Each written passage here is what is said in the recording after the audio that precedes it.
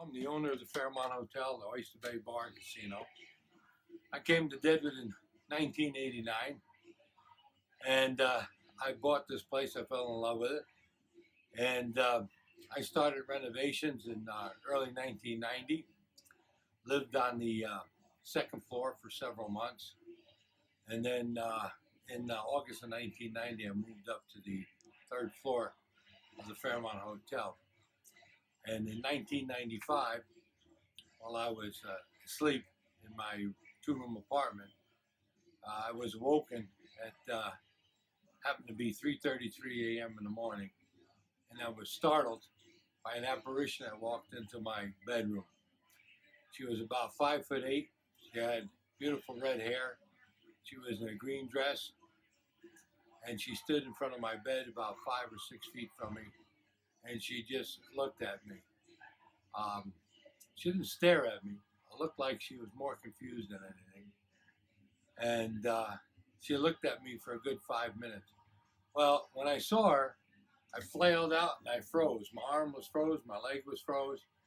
And that's how I knew what time it was, because my eye was watering, and I tried to move my head towards my shoulder and rub my eye, and I saw on my end table it was 3:33 a.m.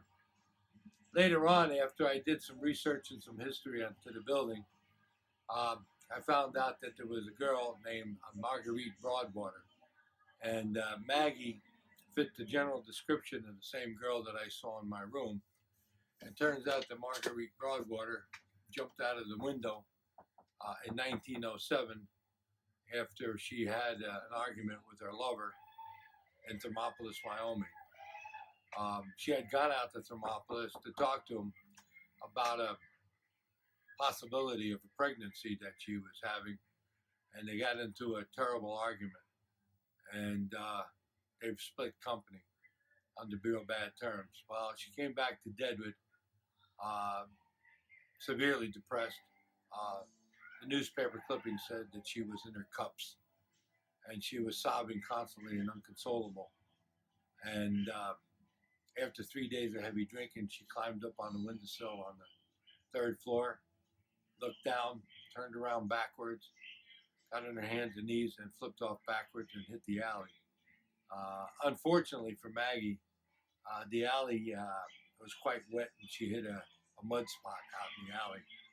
And she died 3 days later, on August the 30th, 1907. I believe today that that's the girl that I saw in my room in August of 1995.